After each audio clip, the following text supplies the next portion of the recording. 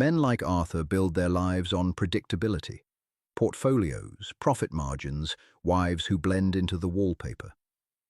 He thought he was trading in a beige cardigan for a designer dress. He thought the divorce papers were the end of a very boring chapter. He was wrong, because when you throw away a woman who never speaks, you never learn who she's been staying quiet for. And when 12 black Rolls-Royces block off Fifth Avenue to take her home, you realize you didn't just break a vow. You started a war. The divorce papers sat on the kitchen island, a thick stack of crisp, white legal bond. Arthur had placed them precisely in the center of the dark Calcutta marble. He liked the contrast. It looked clean, official. Lana stood on the other side of the island. She was wearing the same oversized grey cashmere sweater she wore every Sunday morning, her dark hair pulled back in a loose, messy knot held together by a plastic clip. She looked at the papers. She didn't touch them. "My lawyers drew it up yesterday," Arthur said. His voice was level, cultivated. It was the voice he used when acquiring mid-sized tech startups. "It's beyond generous, Lana. You keep the townhouse in Boston, $2 million in a trust. The alimony is structured to maintain your current standard of living indefinitely. You won't have to work."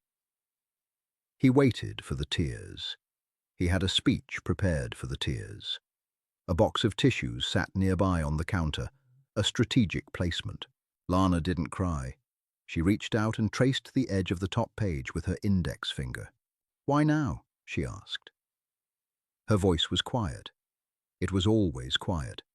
It was one of the things that had drawn him to her 5 years ago, back when he was an exhausted junior executive, looking for a soft place to land. Now it just irritated him. He was the CEO of a private equity firm. He didn't need a soft landing anymore. He needed a co-pilot. He needed someone who could hold a room at a gala, who knew which fork to use for the fish course, who could banter with senators. He needed Chloe. "We've grown apart," Arthur said, falling back on the sterilized language of his therapist. "You prefer the quiet. You stay home. You read. I'm moving in a different world now, Lana. I need someone who fits into that world." Lana's eyes flicked up to his. They were a deep, heavy brown, usually entirely unreadable. For a fraction of a second, Arthur thought he saw something flash in them. Amusement? Pity? It was gone before he could name it.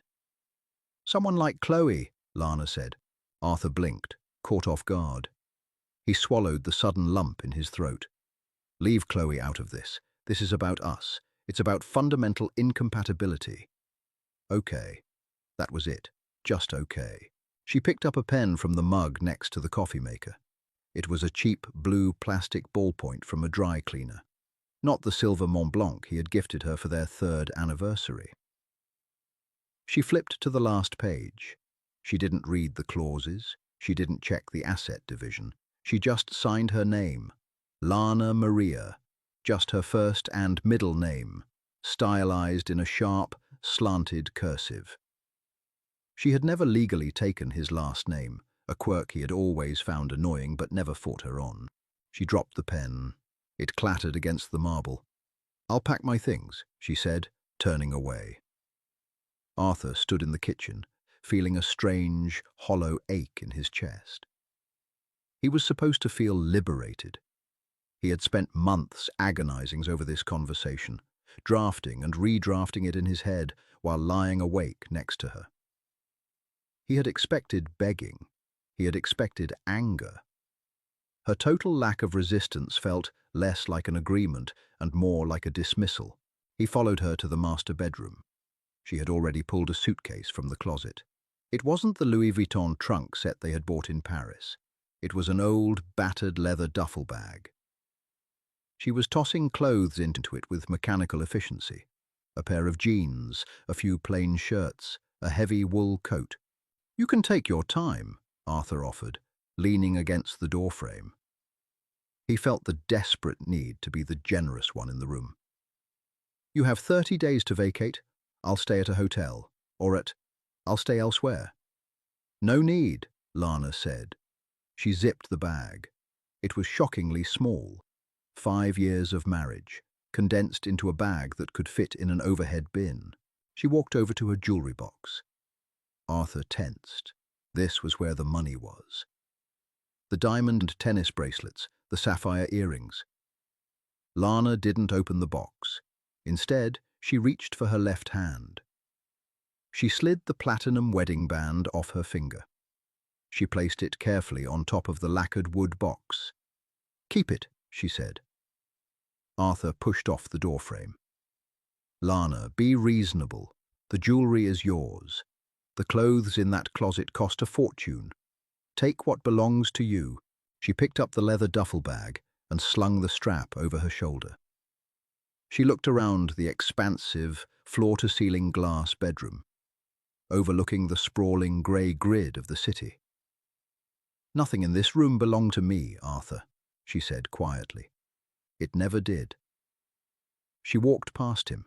He caught a faint whiff of her perfume, something simple, vanilla and cedar. It was the only trace she was leaving behind. Arthur followed her out to the foyer. The penthouse was dead quiet, save for the hum of the climate control. He watched her pull on a dark trench coat over her sweater. She looked small, fragile. The guilt he had been suppressing all morning finally began to bubble up, sour and acidic in the back of his throat. He was kicking a stray dog out into the rain.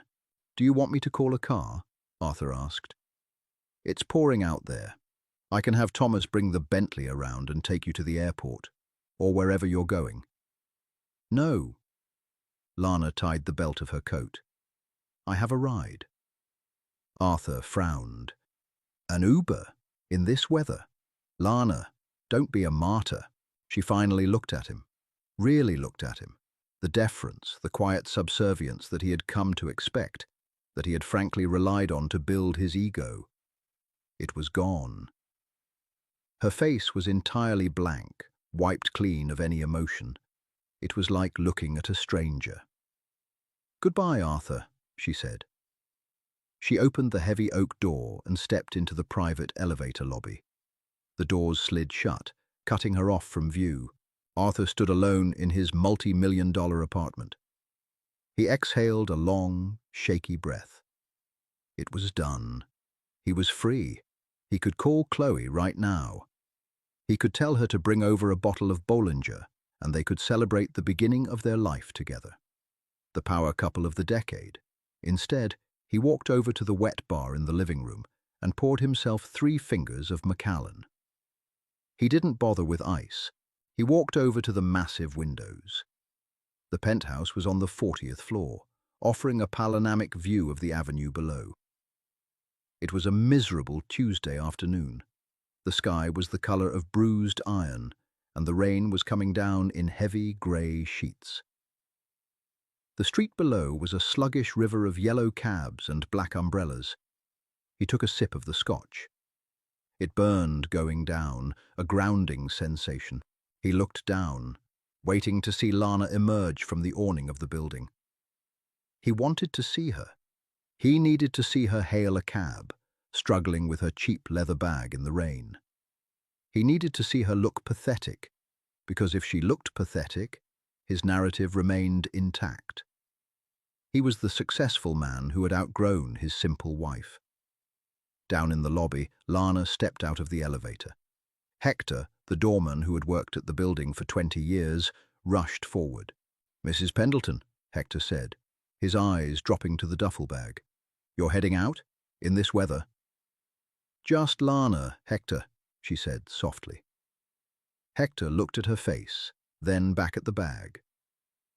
Understanding dawned in his eyes, followed quickly by a deep, genuine sadness. Arthur rarely tipped Hector. Lana knew the names of Hector's 3 grandchildren and baked him cookies at Christmas. "Do you need a taxi, Mom? I can whistle one down. It's tough right now." "Thank you, Hector, but no, they're already here." Hector frowned. "Who's here?" Lana buttoned her coat to the collar. "My brothers." Upstairs, Arthur pressed his forehead against the cold glass of the window. He checked his watch. She should be walking out any second. Then the street changed. It didn't happen all at once. It happened in a creeping wave of disruption. The constant droning hum of city traffic began to choke. From the north end of the avenue, a vehicle turned the corner. It wasn't a cab. It was a Rolls-Royce Phantom, blacked out. Not just the windows, the grille, the trim, the rims. It looked less like a luxury car and more like a mechanized predator. It moved slowly, aggressively, forcing a city bus to slam on its brakes. Behind it came another, and another.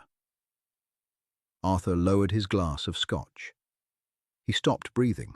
A procession of identical, pitch-black Rolls-Royces was rolling down the avenue.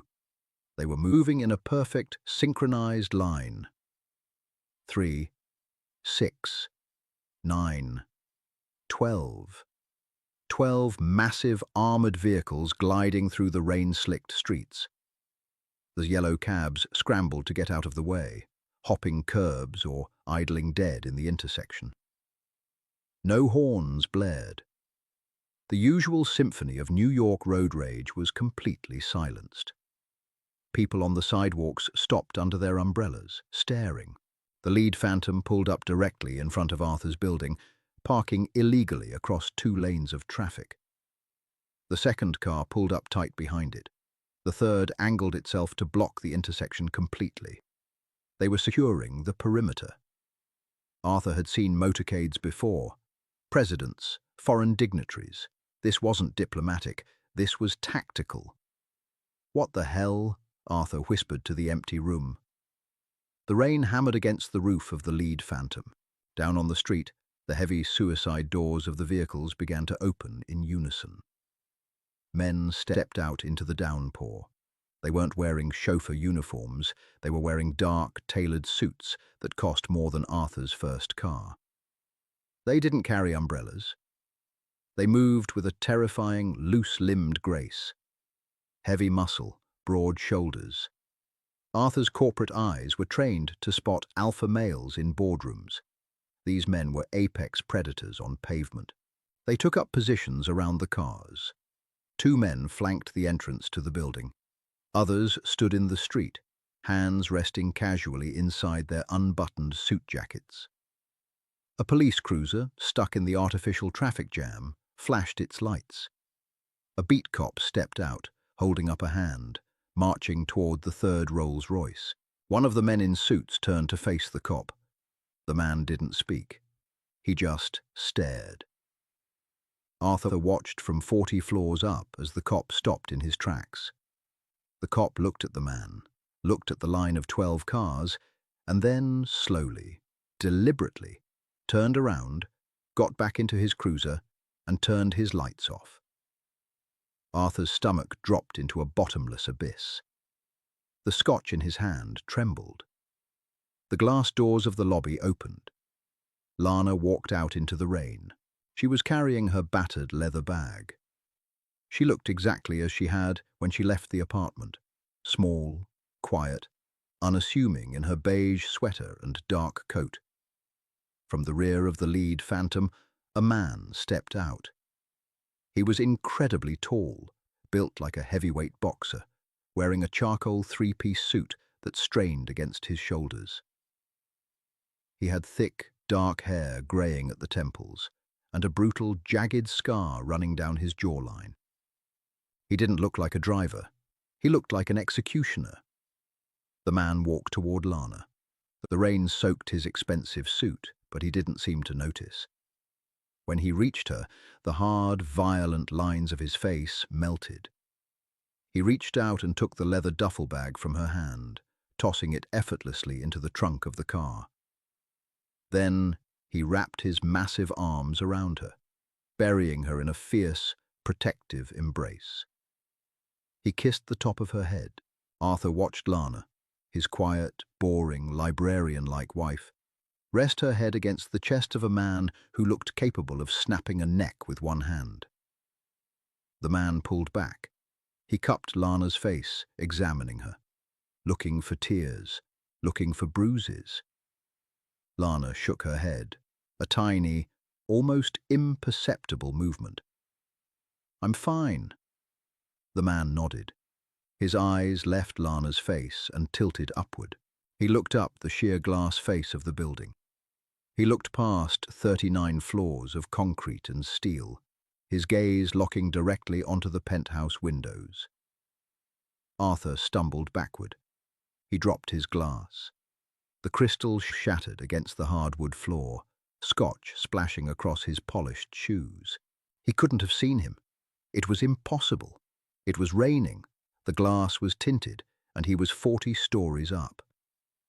But Arthur felt the weight of that stare in his marrow. It was a promise of violence. The man opened the rear door of this phantom. Lana slipped inside. The man followed, closing the heavy armored door with a dull, echoing thud that Arthur felt all the way up in the penthouse. In total unison, the men on the street got back into their vehicles. The engines roared to life, a deep, guttural bass that vibrated through the city blocks. The 12 black Rolls-Royces pulled away from the curb.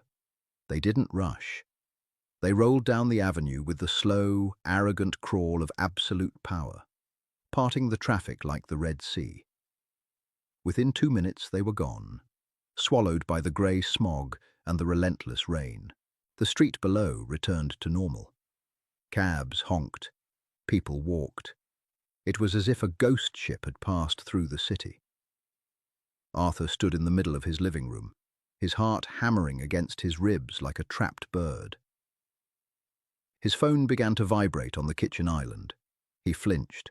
He walked over to it slowly, his legs feeling like lead. The caller ID flashed. "Chloe." He picked it up.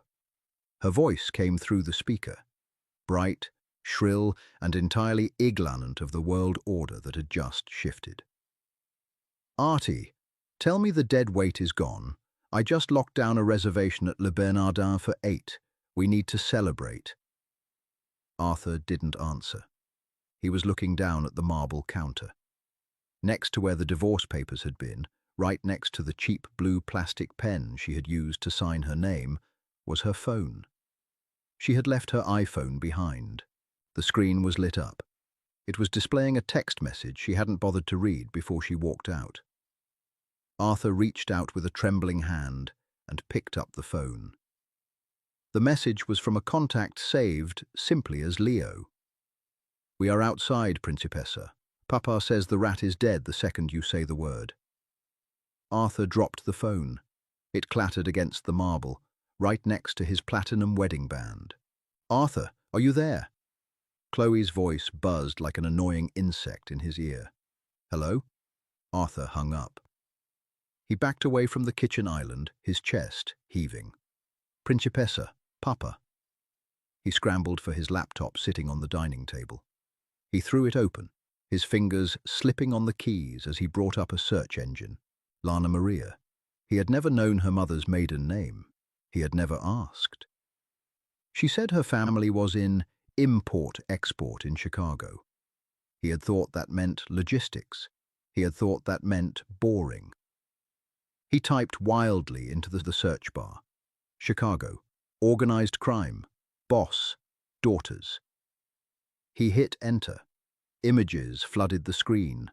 FBI surveillance photos, news clippings, headlines about racketeering, port control, and a violent changing of the guard in the Midwest underworld. At the top of the page was a black and white photograph from a federal indictment file. It was an older man with cold, dead eyes and the same heavy, unreadable brow as Lana. The caption read, "Carmine, the Roman Moretti, head of the Chicago Syndicate." Arthur scrolled down, his breath coming in short, panicked gasps. There was a family photo taken at a heavily guarded funeral years ago. Carmine in the center. To his left, the scarred man from the street, Dante Moretti, enforcer. To his right, another man, cold and sharp, Leo Moretti, underboss, and standing slightly behind them, dressed in a simple black coat, looking down at the ground to avoid the cameras. Quiet, unassuming. Lana Maria Moretti, the only daughter, the untouchable princess of the most violent crime family in North America. Arthur stared at the screen until his eyes burned. He hadn't divorced a librarian. He had just insulted, discarded, and humiliated the daughter of a man who bought judges and buried enemies in the foundations of skyscrapers. And she had left him her ring, her phone, and his life. For now, Arthur walked back to the window. The rain was hitting the glass harder now. He looked down at the street where the 12 cars had been. He realized, with a sudden, icy clarity, that the penthouse he loved so much was essentially a glass box in the sky. There was nowhere to run. He had wanted a woman with teeth. He just didn't realize he was already in the mouth of the wolf. The interior of the Gulfstream G650 was as silent as a tomb. Lana sat in the cream leather armchair, staring out the oval window at the heavy layer of clouds below. The rain in New York had given way to the bruised, purplish twilight of cruising altitude. She hadn't spoken since she got in the car. Dante sat across from her. He was too large for normal luxury, his broad shoulders encroaching on the aisle. He poured a measure of Amaro into a crystal glass and set it on the polished walnut table between them. He didn't push it towards her. He just left it there, an offering. "You're too thin," Dante said. His voice was a low, gravelly rumble, the sound of crushed stone. "He didn't feed you." "I ate, Dante," Lana replied softly. "I just ate small portions. You ate like a bird because he likes women who look like they blow away in the wind." Dante leaned forward, resting his heavy forearms on his knees. "I can have him dead before we touch down at O'Hare. Leo already has the layout of the building. The doorman goes off shift at 4. "No. He disrespected you. He divorced me." Lana finally looked away from the window. "There is a difference." "Not to Papa." Lana sighed, a bone-deep exhalation. She reached into her coat pocket and pulled out the cheap plastic hair clip that had held up her messy bun. She tossed it onto the table. Her thick, dark hair fell around her shoulders in a heavy wave. For 5 years, she had played a part. She had desperately wanted to know if there was a life outside the blood, the paranoia, the constant, suffocating weight of the Moretti name. She had found Arthur, an ambitious, emotionally stunted man who wanted a quiet, obedient shadow. She gave him exactly what he wanted. She shrunk herself. She faded into the background of his corporate ascent, hoping that by living a small, unremarkable life, she could become a small, unremarkable person. It was an exhausting experiment, and it had failed. "I don't want him touched, Dante," she said, her voice dropping a fraction of an octave, carrying the unmistakable steel of her lineage. "He isn't a rival boss. He isn't a threat. He's a civilian who made a poor domestic choice. We do not kill civilians for being stupid." Dante grunted, leaning back. "Leo disagrees. He says the disrespect bleeds onto the family. I will handle Leo. I will handle Papa." Lana picked up the Amaro and took a slow sip.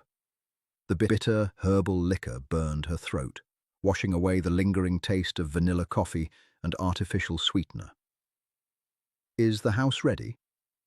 It never stopped being ready, Principessa.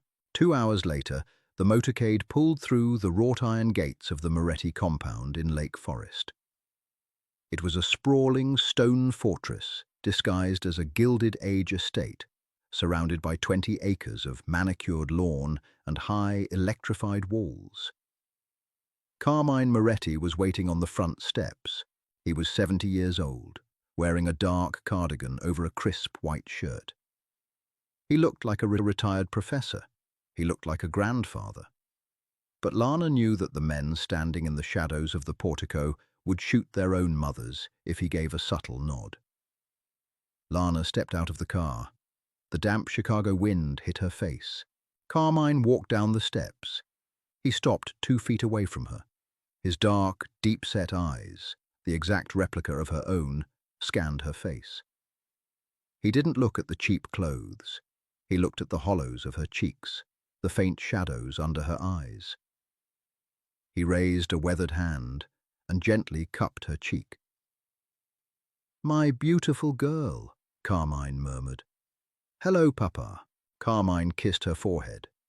He smelled of tobacco, old leather, and a very expensive, very rare cologne. "You went looking for peace," he said quietly. "Did you find it?" "No," Lana said. "The world outside this family is a lie. Men like your husband, they believe they hold power because they have a bank account and a custom suit. They have no spine. They have no loyalty. They throw away gold because they are distracted by foil." Carmine dropped his hand. His gaze shifted past her, toward the East Coast. "I want his head on a spike, Lana. I want to buy his building, evict everyone in it, and burn it down with him inside, for making you leave this house." "He didn't make me leave, Papa. I chose to." Lana stepped closer, forcing her father to look at her, not at his vengeance. "I am home. I am staying. The experiment is over. Let Arthur Pendleton rot in his own mediocrity. He isn't worth our ammunition." Carmine studied her for a long, heavy moment. He saw the shift in her. The quiet, subdued girl who had begged to leave for Boston 5 years ago was gone. The woman standing before him had cold, dead eyes. Moretti eyes. Carmine nodded slowly. "As you say, he lives." He turned and gestured toward the open doors of the mansion. "Come inside. Your brother Leo is cooking. It smells like garlic and violence." Lana walked up the steps. She left the battered leather duffel bag in the trunk of the car. She wouldn't be needing it anymore. Arthur did not sleep. He spent Tuesday night pacing the length of his penthouse, jumping at every shadow, flinching every time the wind rattled the floor-to-ceiling windows. He kept the lights off. He kept a kitchen knife on the marble island, a pathetic, laughable defense against men who carried suppressed automatic weapons in their coats. By Wednesday morning, the paranoia had morphed into a desperate, frantic need for control. He showered, put on his armor, a slate-gray Tom Ford suit, and went to his office in Midtown. He needed to be on his own turf. He needed the sterile, ruthless environment of his private equity firm, Pendleton Capital. Here, he was the boss. Here, he moved the pieces. He sat behind his massive mahogany desk, staring at the dual monitors. He had spent the early hours of the morning digging into his own firm's capital structure. Pendleton Capital managed $4 billion in assets. They bought distressed companies, gutted them, and sold the scraps. But private equity required limited partners, anonymous investors who provided the raw cash.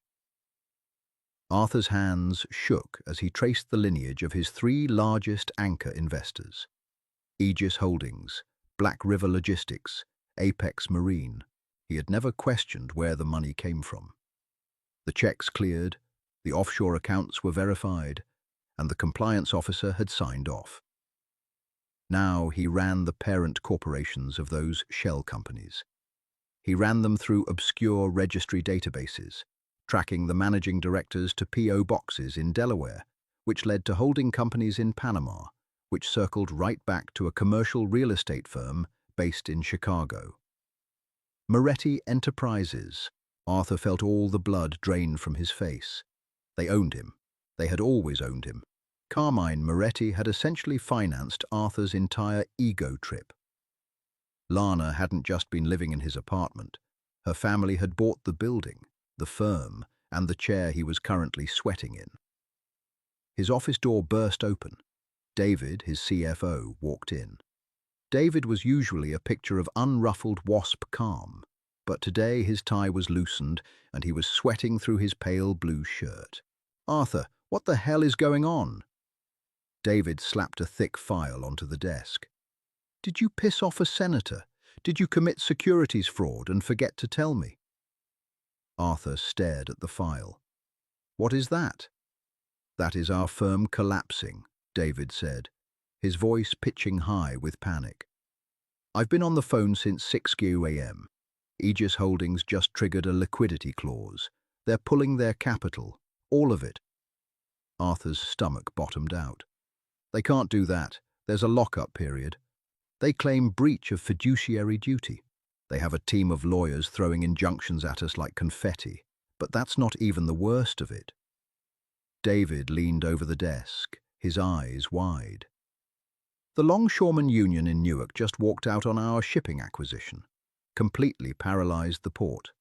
Our supply chain vendors for the tech merger just invoked force majeure and terminated all contracts. In the last 4 hours, we have lost 60% of our operational value. Arthur closed his eyes. He lives, Dante had likely been told. But take everything else. They weren't going to shoot him. That was too quick. That was too merciful. They were going to strip him down to the studs. They were going to take the only thing he actually loved, his status. Arthur, you need to call the anchor investors, David pleaded. You need to fix this. Who do you know? No one, Arthur whispered. I don't know anyone. What are you talking about? Before Arthur could answer, his private line rang. It was a heavy, jarring sound in the panicked silence of the office. Arthur stared at the phone. It was an internal line, supposed to bypass the front desk. Only his most elite clients had the number. He reached out and picked up the receiver. Pendleton. Arthur.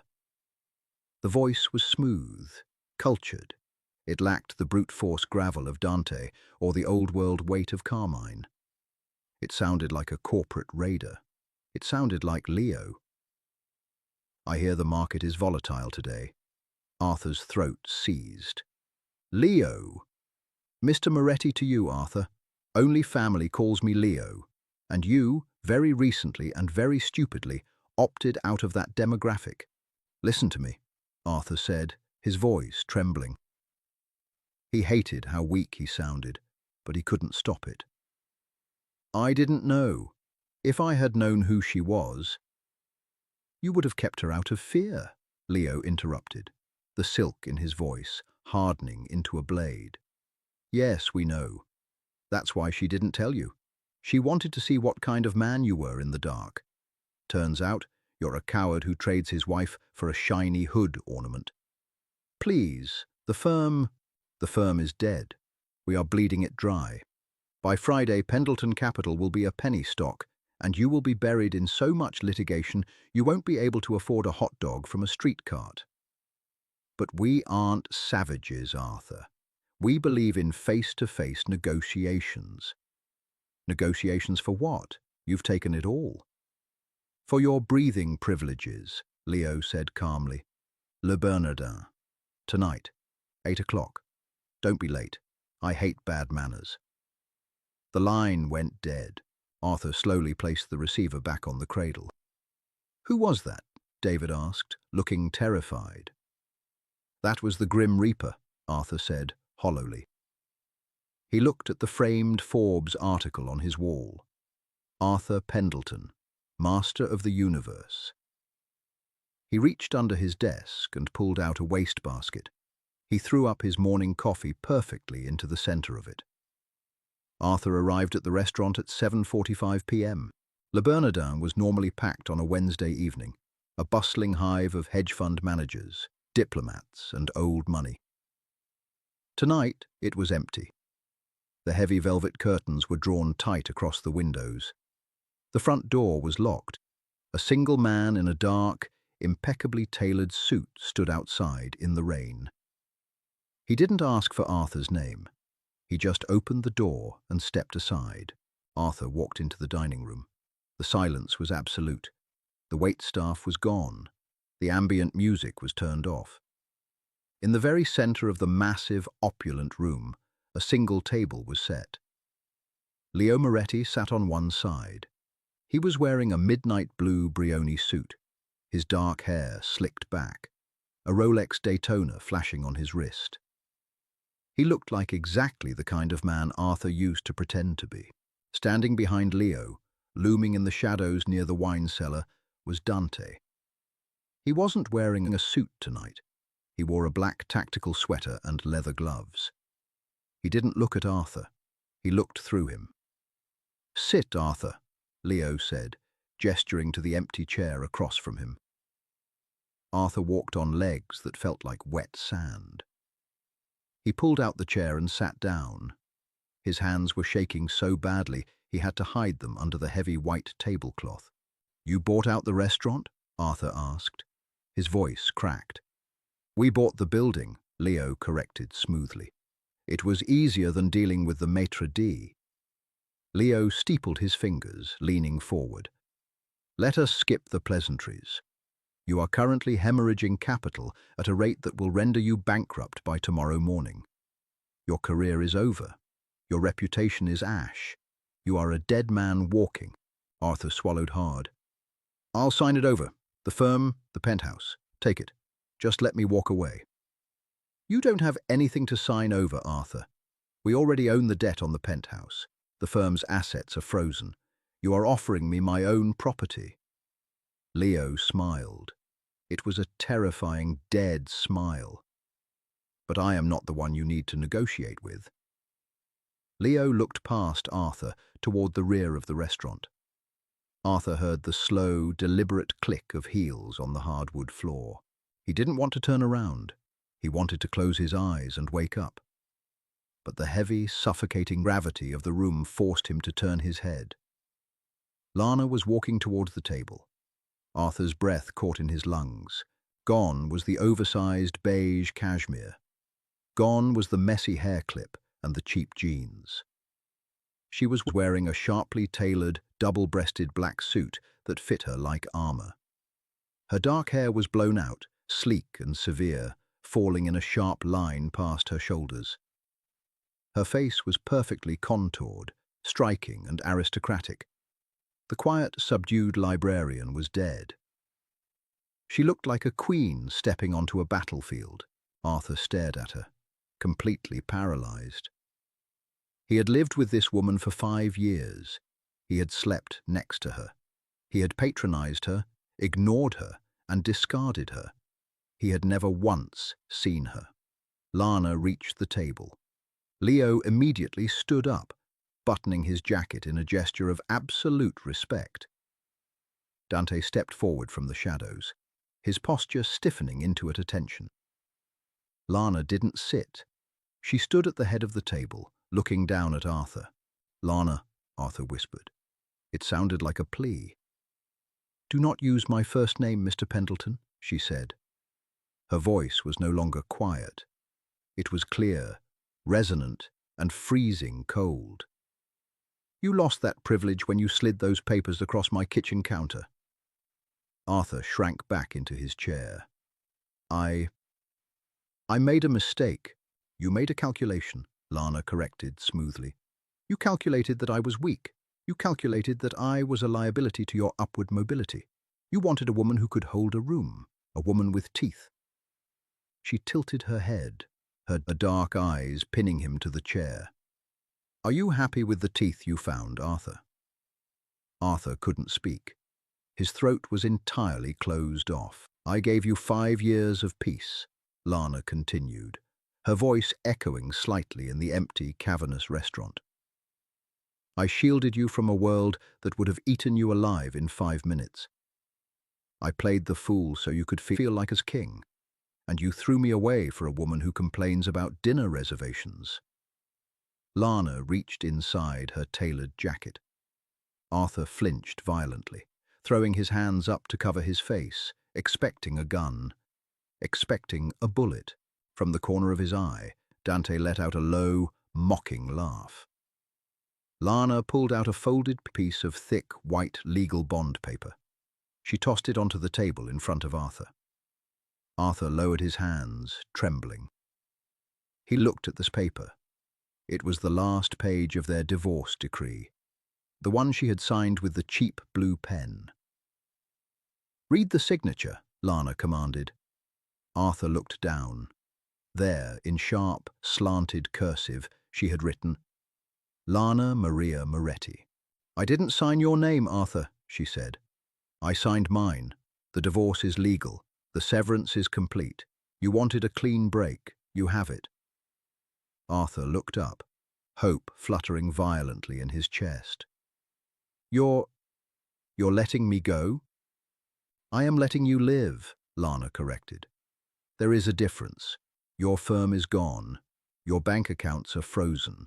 The townhouse in Boston you so generously offered me has been seized by a shell corporation. You have the clothes on your back and the ego in your chest." She leaned down, placing both hands on the table, bringing her face inches from his.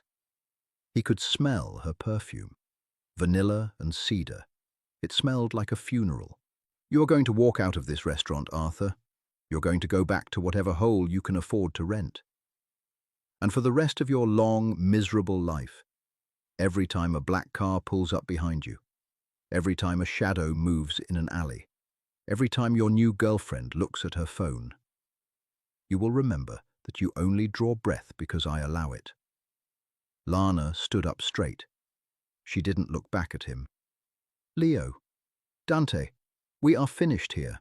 She turned and walked away, her heels clicking sharply against the floor, a steady, rhythmic drumbeat of absolute ruin.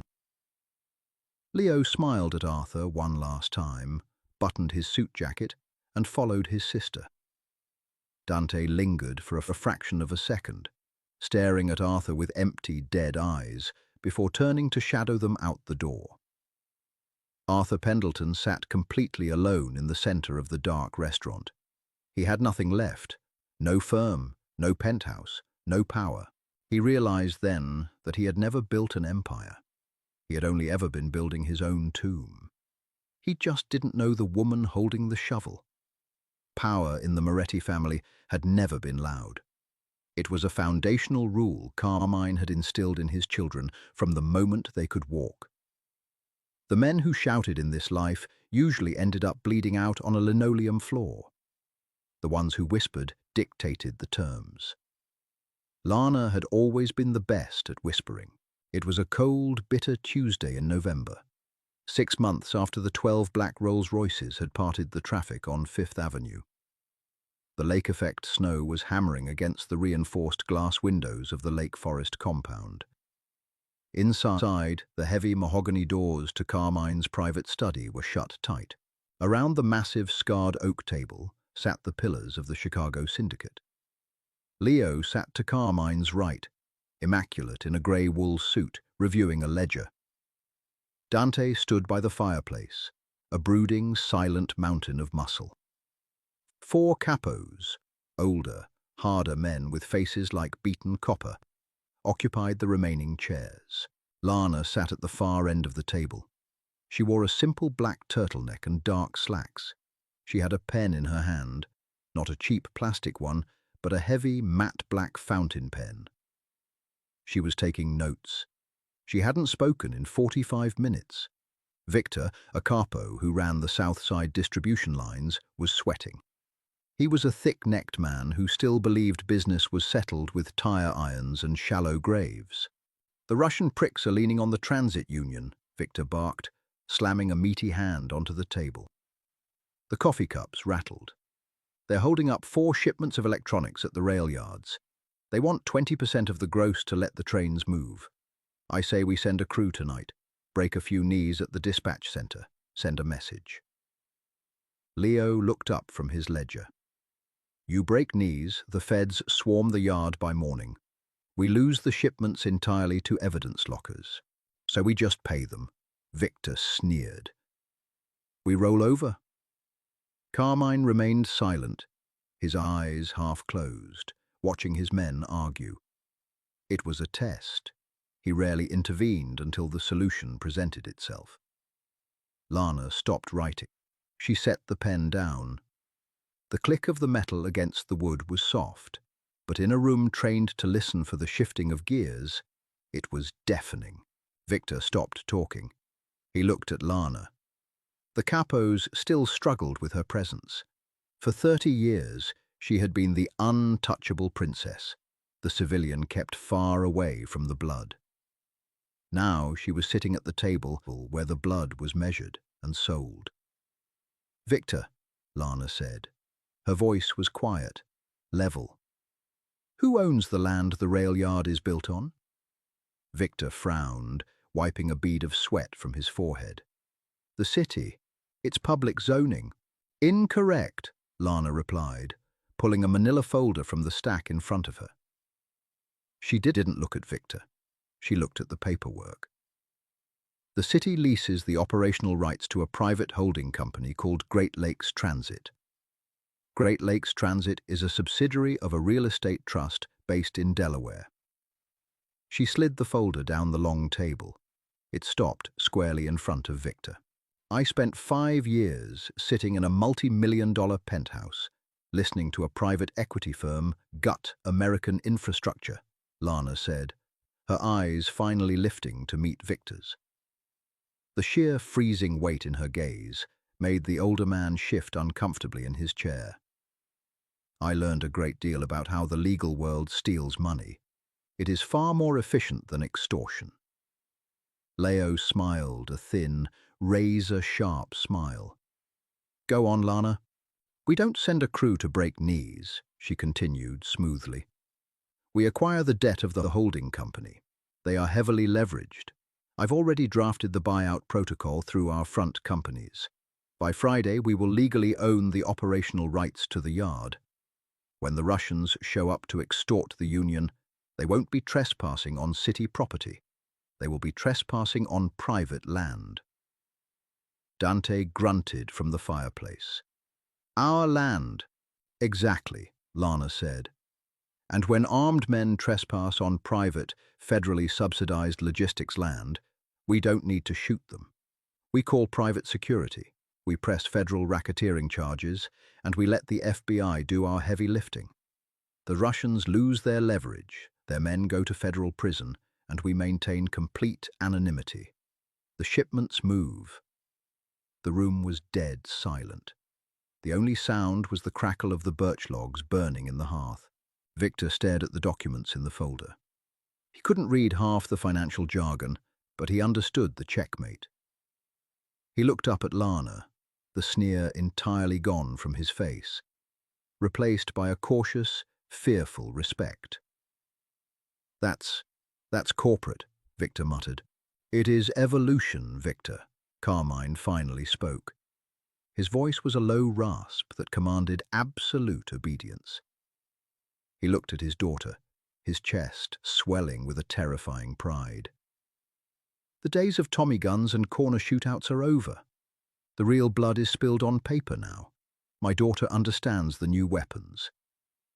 Carmine leaned forward, placing his weathered hands flat on the table.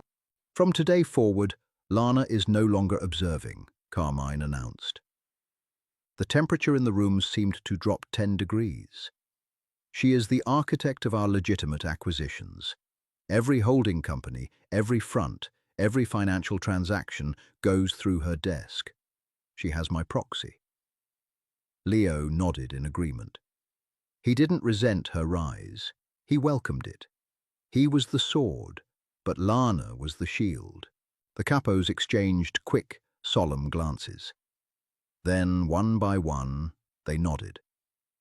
Victor closed the folder and pushed it back toward the center of the table. "Understood, boss," Victor said. He looked at Lana and gave a slow, deliberate nod of his head.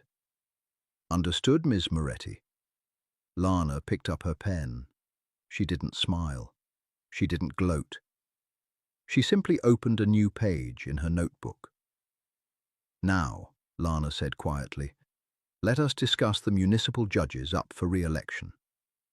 She had spent half a decade shrinking herself to fit into a man's shadow. She was done shrinking. She was building an empire in the light. Arthur Pendleton was riding the subway. It was the N train, rattling its way deep into Queens, smelling of stale urine and damp wool. Arthur sat staring at the scarred plastic floor between his feet. He was wearing a suit, but it wasn't Tom Ford. It was a polyester blend from a discount rack, the collar already beginning to fray. His reflection in the grimy subway window looked like a stranger. The sharp, confident jawline was gone, buried under a layer of stress-induced bloat and a patchy greying beard he didn't care enough to shave.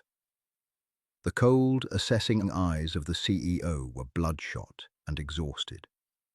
It had been 8 months since the dinner at Le Bernardin. 8 months since he was erased from the world. The Moretti family hadn't killed him. Death would have been an act of mercy. Instead, they had subjected him to a systematic, microscopic dismantling of his entire existence. Pendleton Capital had been dissolved in a flurry of aggressive litigation and SEC audits. The shell companies that had pulled their capital didn't just leave, they sued him for mismanagement. The legal fees had drained his personal accounts within weeks. The bank foreclosed on the penthouse. The luxury cars were repossessed. Even his personal network had evaporated overnight. When you are toxic to billions of dollars in organized capital, word travels fast in the financial sector. No firm would touch him, not even the bottom-feeder brokerage houses. His name was a plague. Chloe had left him exactly 6 days after the accounts were frozen. She didn't leave a note. She just packed her designer bags and ordered an Uber to the Hamptons to stay with a hedge fund manager who still had a platinum card. Arthur hadn't even tried to call her. He knew exactly what he had bought, and he knew why she was returning it. The train screeched to a halt at Astoria Boulevard. Arthur pulled his coat tight against the chill and stepped out onto the elevated platform. He walked 4 blocks in the freezing rain to a cheap diner tucked between a laundromat and a defunct hardware store. The bell above the door chimed a pathetic, off-key note as he entered.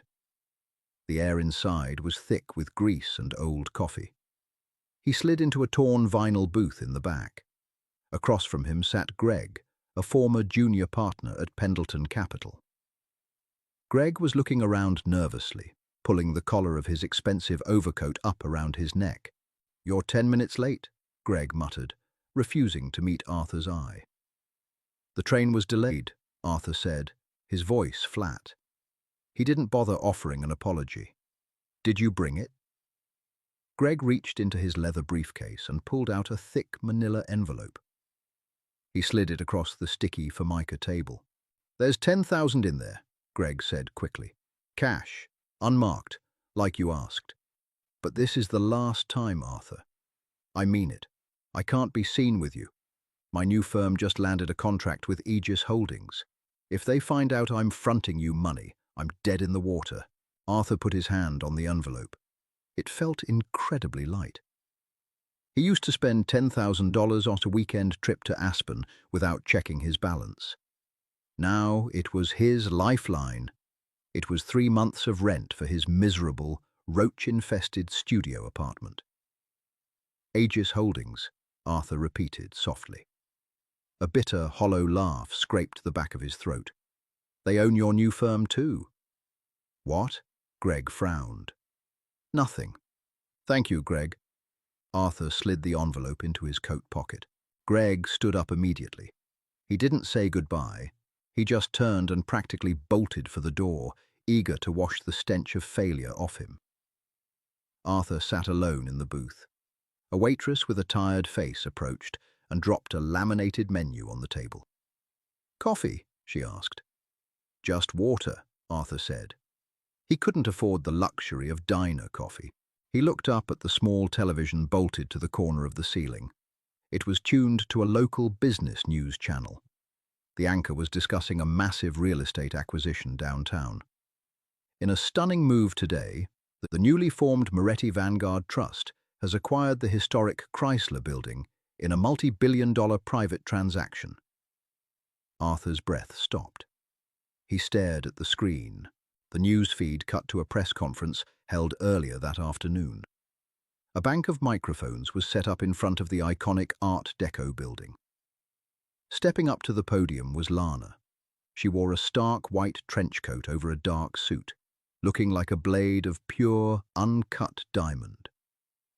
Her hair was pulled back tight, her face a mask of elegant, untouchable authority. Flanking her, just out of focus, were the massive, broad-shouldered shapes of her brothers. Arthur felt a physical pain in his chest, a tight, crushing pressure. This acquisition represents our commitment to the architectural heritage of New York.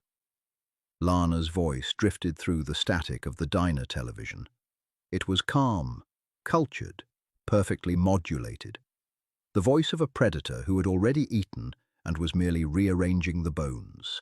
Arthur remembered standing in his kitchen, offering her a $2 million trust and a townhouse, expecting her to weep with gratitude. He remembered telling her he needed someone who could hold a room. He watched her hold the entire city of New York in the palm of her hand. He reached into his pocket and closed his hand around the cheap plastic pen he had kept. The one she had used to sign the papers. He carried it everywhere, not out of love, out of penance. It was the only artifact he had left of the moment he voluntarily stepped off the edge of the world. He sat in the greasy booth, shivering in his damp polyester suit, and watched his quiet wife rule the empire he had always pretended to own. The air in the private dining room of the Chicago club smelled of old wealth, aged scotch, imported leather, and the faint metallic tang of ozone before a storm. It was the gathering of the commission.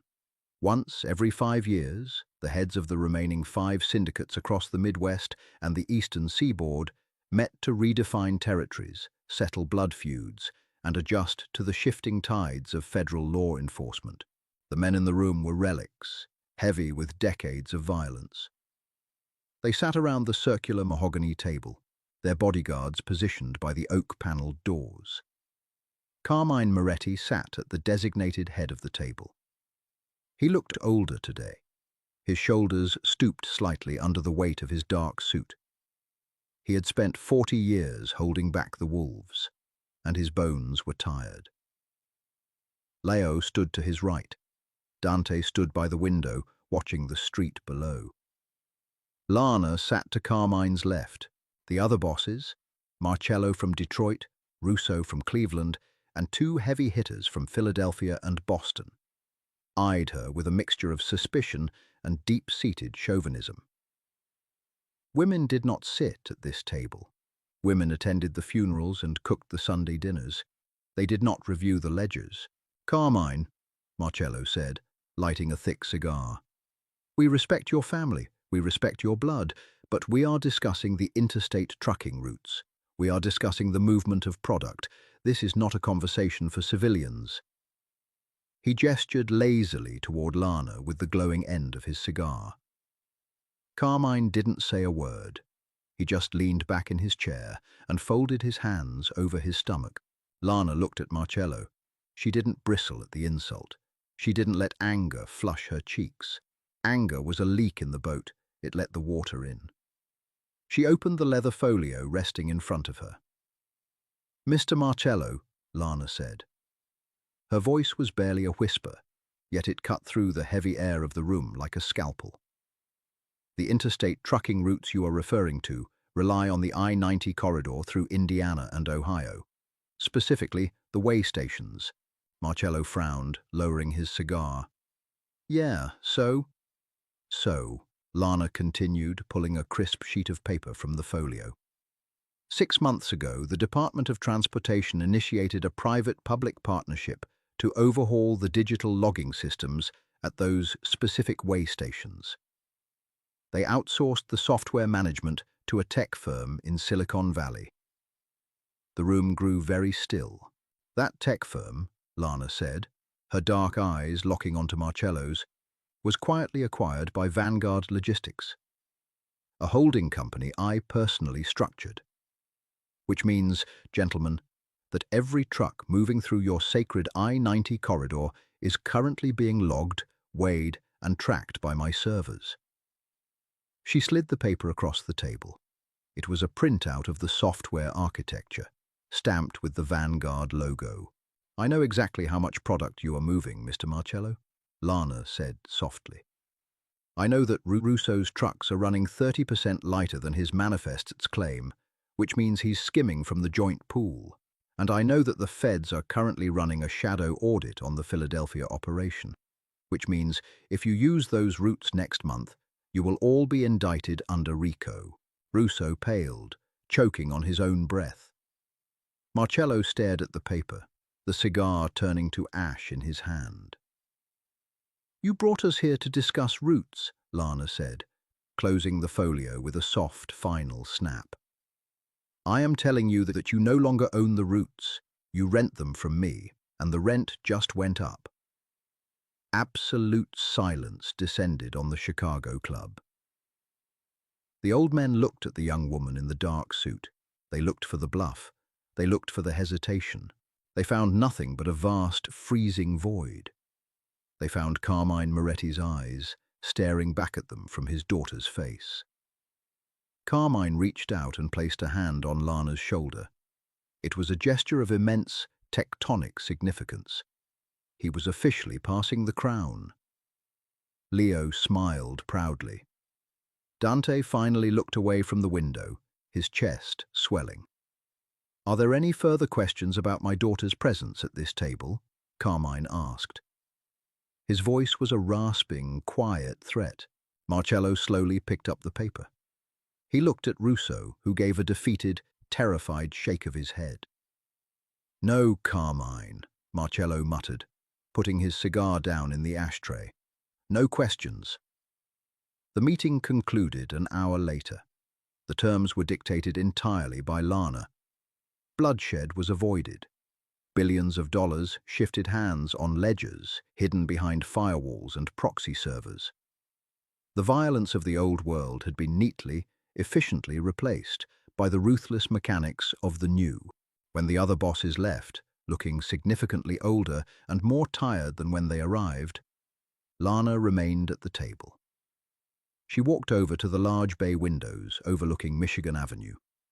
The city lights were beginning to flicker on in the gathering dusk, a sea of diamonds scattered across the grid. She thought of Arthur briefly, a fleeting, insignificant memory, like a dull ache in a bone that had healed years ago. He had wanted a wife who fit into a box. He had wanted a woman who could decorate his life. She looked down at her hands. They weren't decorated with platinum bands or expensive, fragile stones. They were bare, unburdened. Leo stepped up beside her, holding out 2 crystal glasses of aged bourbon. He handed one to her. You gutted them, Leo said, admiration ringing clear in his tone. Papa is right. You are more dangerous than Dante with a rifle. Dante aims at the heart, Lana said, taking a slow sip of the burning liquid. I aim at the wallet. The wallet takes longer to heal.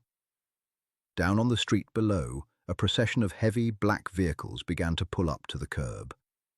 Not 12 this time, just 4. Enough to secure the perimeter, enough to announce the presence of royalty. Dante opened the heavy oak doors of the dining room. Cars are ready, boss, he said, looking past his father, looking directly at his sister. Lana set her glass down on the window sill. She adjusted the lapels of her suit jacket. The quiet wife was dead and buried. The matriarch of the syndicate had finally come home. Let's go, Lana said. She walked out of the room, her footsteps steady and absolute, leaving the ghosts of the past entirely behind her. Some men build cages and call them castles, never realizing the quiet bird inside isn't trapped.